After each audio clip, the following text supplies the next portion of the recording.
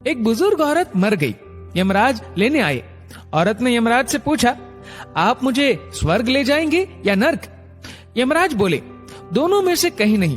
तुमने इस जन्म में बहुत ही अच्छे कर्म किए हैं, इसलिए मैं तुम्हें सीधे प्रभु के धाम ले जा रहा हूँ। बुजुर्ग औरत खुश हो गई, बोली, धन्यवाद, पर मेरी आपसे एक विनती है। मैंने यहाँ धरती पर सबसे स्वर्ग नर्क के बारे में बहुत सुना है। मैं एक बार इन दोनों जगहों को देखना चाहती हूँ। यमराज बोले, तुम्हारे कर्म अच्छे हैं, इसलिए मैं तुम्हारी ये इच्छा पूरी करता हूँ। चलो, हम स्वर्ग और नर्क के रास्ते से होते हुए प्रभु के धाम चलेंगे। दोनों चल पड़े। सबसे पहले नर्क आया। नर्क में बुजुर्ग औरत ने जोर जोर से लोगों के रोने की आवाज सुनी। वहां नर्क में सभी लोग दुबले पतले और बीमार दिखाई दे रहे थे। औरत ने एक आदमी से पूछा, यहाँ आप सब लोगों की ऐसी हालत क्यों है? आदमी बोला, तो और कैसी हालत होगी? मरने के बाद जब से यहाँ आए हैं, हमने एक दिन भी खाना नहीं खाया। भूख से हमारी आत्माएं तड़प रही है। बुजुर्ग औरत की नजर एक विशाल पतीले पर पड़ी, जो कि लोगों के कद से करीब 100 फीट ऊंचा होगा। उस पतीले के ऊपर एक विशाल चम्मच लटका हुआ था। पतीले में से बहुत ही शानदार खुशबू आ रही थी। बुजुर्ग औरत ने उस आदमी से पूछा, इस पतीले में क्या है?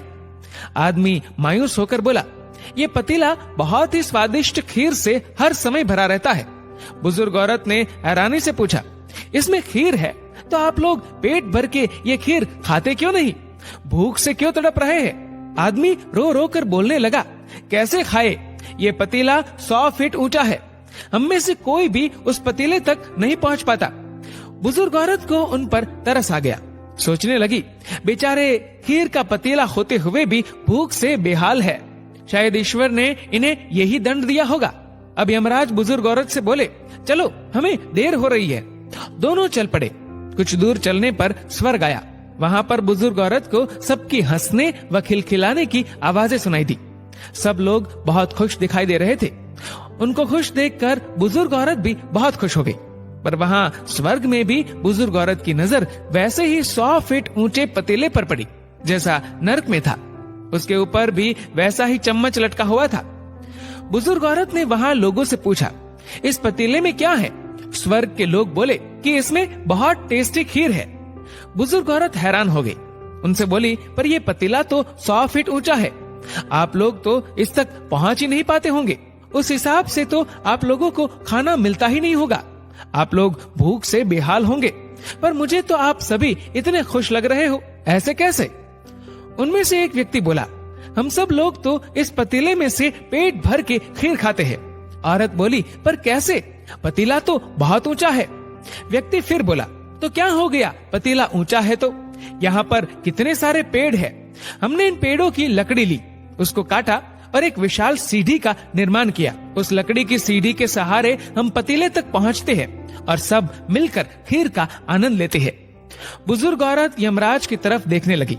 यमराज मुस्कुराए और बोले, ईश्वर ने स्वर्ग और नर्क मनुष्यों के हाथ में ही सौंप रखा है।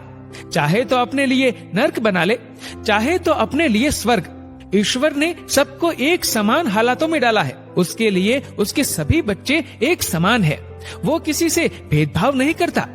वहाँ नर्क में भी पेड़ पौधे सब थे, पर वो लोग खुद ही आलसी है। उन्हें खीर हाथ में चाहिए। वो कोई कर्म नहीं करना चाहते, कोई मेहनत नहीं करना चाहते, इसलिए भूख से बेहाल है।